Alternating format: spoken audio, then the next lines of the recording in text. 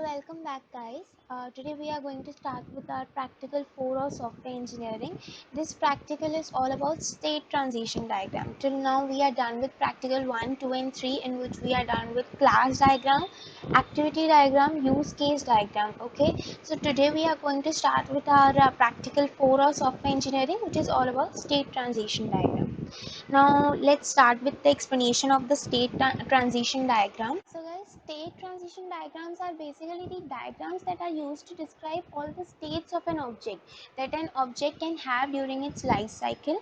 And one thing you need to remember is the object will change its state only when the event will occur. When any particular event will occur, at that time only the object will change its state from state 1 to state 2, or from any state to other state. Okay, see here I can show you. This is state 1, this is state 2. These events are the conditions. When these events occur, at that time the object changes its state from state 1 to state 2. This is known as transition. Okay, now here it is written the same. State transition diagram describe all the states of an object that the object can have, and the events under which an object changes the state, the condition that must be fulfilled before the transition will occur. And these can be said as guards which will guard the changing condition. Means these guards can be called as the conditions. When these conditions will be satisfied, then only the state will be transit. Okay, the object will changes its state. Okay, and the activities undertaken during the life of an object, these are called as actions. Okay, so basically we can say that state transition diagrams is used to represent a finite state machine. These are the models, these are the diagrams that are used to model the objects which have a finite number of possible states, and whose interaction with the outside world can be described by its state changes in the response to the finite number of events. Okay, so let's start with the basic components of the state transition diagram. This is the initial start point notation of the diagram. These are the transition notation. Means this state 1 will be transferred into state 2 of an object when this event will occur. Okay, this is the state notation. Here it is used to write. We are going to write the state of an object, the particular state of an object. This notation is going to be used for describing the particular state of an object. Okay, see, this is again the synchronization symbol, as we have seen in the last practical also, in the explanation of the last practical also. This is known as fork notation. Why fork notation? Why fork notation? Because this is dividing one state into two states. Okay, and this is known as join notation. Why? Because it is joining two states into one state. Okay, this is called as self transition notation. Why self transition notation? Because the object is changing its state from that particular state only.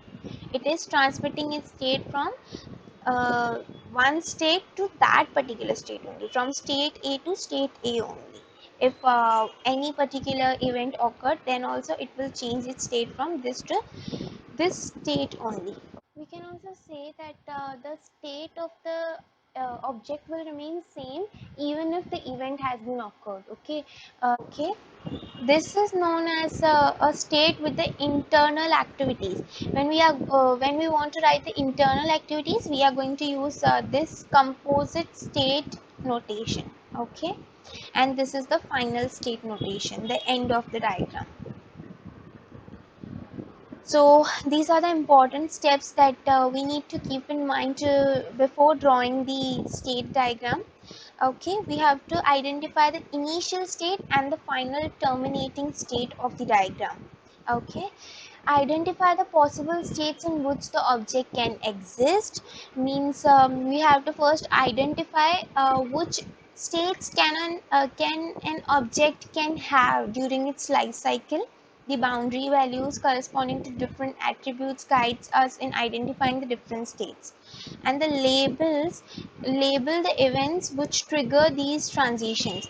As I've already told you, the object will change its state when any particular event will occur.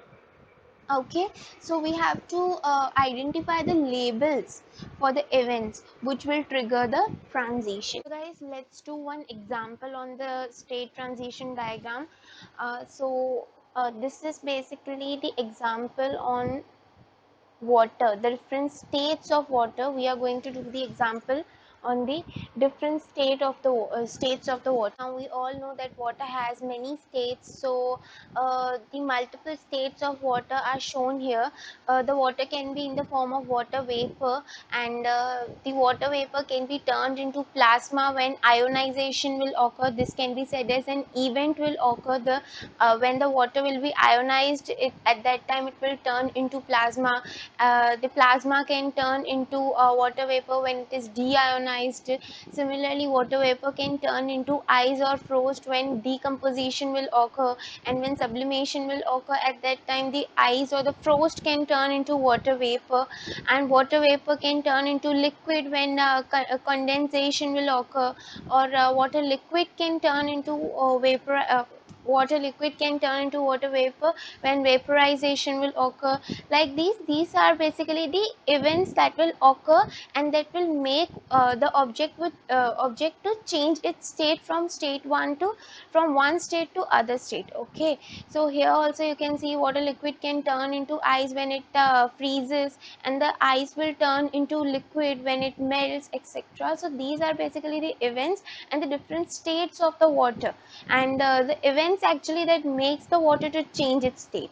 Okay, so this was one of the example of the state transition diagram. We are also going to do one example in the software for the state transition diagram.